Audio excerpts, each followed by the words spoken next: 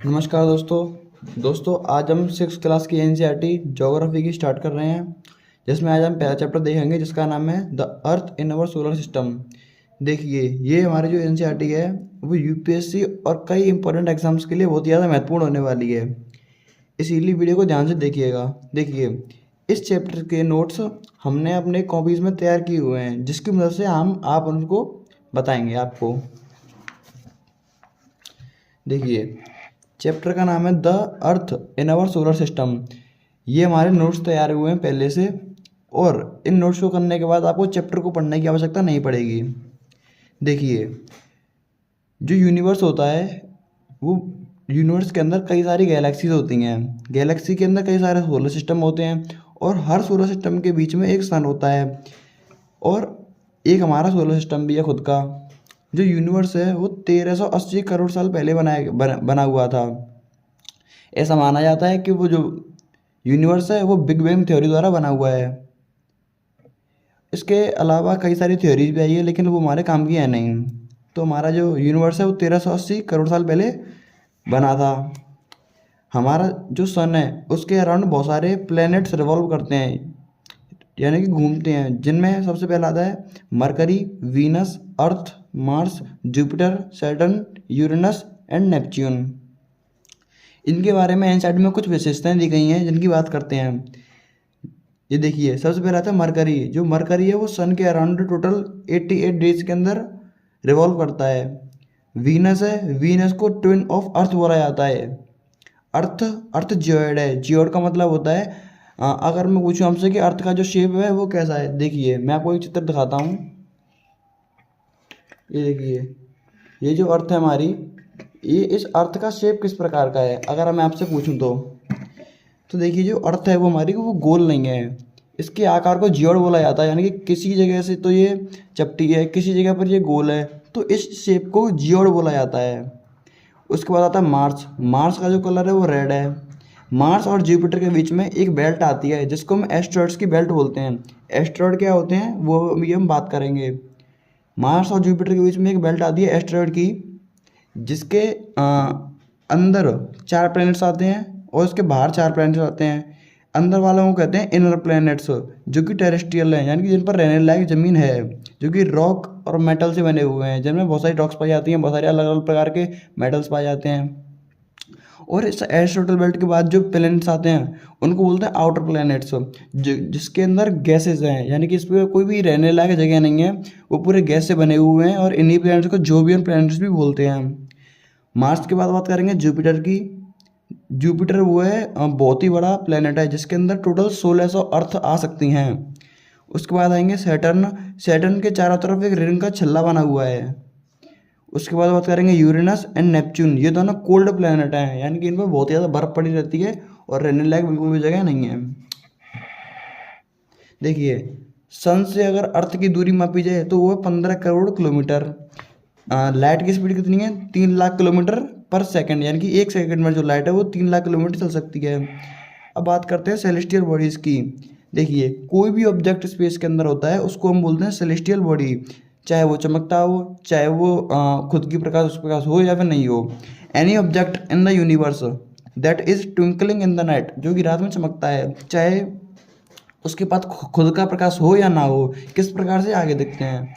देखिए, जो स्टार होता है वो एक सेलेस्टियल बॉडी है, क्योंकि वो यूनिवर्स के अंदर है, ठीक है।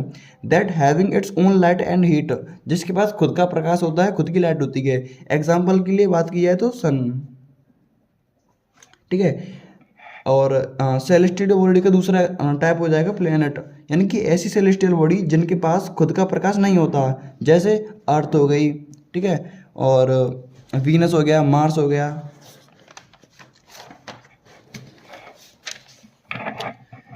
इसी क्रम में आगे बढ़ते हैं, तब तक वीडियो को लाइक ज़रूर कर दीजिएगा। देखिए, अब बात करेंगे सैटेलाइट की। देखिए, सैटेलाइट क्या होती है? ये भी सेलेस्टियल बॉडी होती है, क्योंकि वो अंतरिक्ष में पाई जाती है, ठीक है। Celestial body revolving around a planet, किसी भी प्लैनेट के चारों तरफ चक्कर लगाती है, रिवॉल्व करती है, उसको बोलते हैं हम सैटेलाइट। एग्जांपल के लिए मून, ये अर्थ के अराउंड चारों तरफ घूमती है और घूमता है मून, और 27 दिन में पूरी परिक्रमा पूरी करता है। मून से जुड़े 2 फीचर हैं, एक फुल मून और न्यू मून, ये हम आगे देखेंगे अभी। अब बात करते हैं, एक टर्म दिया गया एनसीईआरटी के अंदर जो कि कॉन्स्टिलेशन। कॉन्स्टिलेशन का मतलब होता है कोई भी एक ग्रुप का स्टार्स जो कि डिफरेंट डिफरेंट पैटर्न्स बनाते हैं। एग्जाम्पल के लिए बात की है तो उर्सा मेजर या फिर इसे बिग बियर भी बोलते हैं, ठीक है। इस उर्सा मेजर और बिग बियर का एक पार्ट है सप्तऋषि। जो सप्तऋषि है वो एक पैटर्न को फॉलो करता है, यानी बहुत सारे अलग अलग पैटर्न्स बनाते हैं।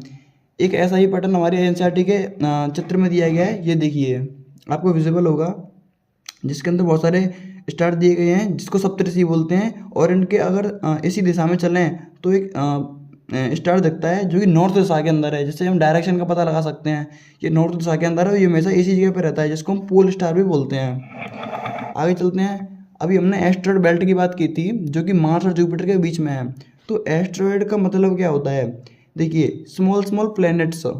प्लैनेट्स क्या होते हैं जिनके पास खुद का प्रकाश नहीं होता। तो small planets revolving around the sun के चारों तरफ जो छोटे छोटे ग्रह घूम रहे हैं उनको हम एस्टेरॉयड बोलते हैं। तो मार्स और जुपिटर के बीच में ऐसे बहुत सारे छोटे छोटे प्लैनेट्स हैं जो कि घूम रहे हैं, जिनकी एक बेल्ट बनी हुई है, जिनसे कभी कभार जो एक आध एस्टेरॉयड है वो अर्थ की कक्षा के अंदर भी प्रवेश कर जाता है, क्योंकि ग्रेविटी के कारण, जिससे कि वो मीजोस्फीयर यानी कि अर्थ की एटमॉस्फेयर की एक लेयर है उसके अंदर आता है तो वो जल जाता है। उसकी चर्चा भी हम आने वाले चैप्टर में करेंगे। अब बात करते हैं मीटियोराइट।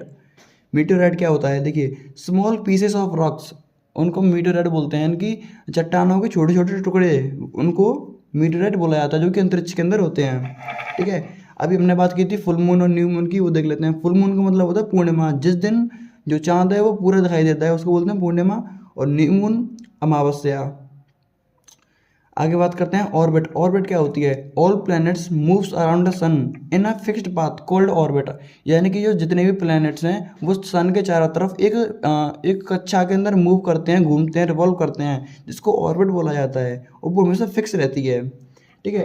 एनसीईआरटी के अंदर कुछ फैक्ट्स दिए गए हैं जिनके अलावा मैंने ChatGPT से और गूगल से कई सारे फैक्ट्स इनके अंदर ऐड किए हैं। जैसे नील आर्मस्ट्रांग पहले व्यक्ति थे जिन्होंने मून पर स्टेप रखा था। किस तारीख को, 21 जुलाई 1969 को, ठीक है। 21 जुलाई 1969 को मून पर कदम रखा था। यूरी गार्गिन पहली फर्स्ट महिला थी।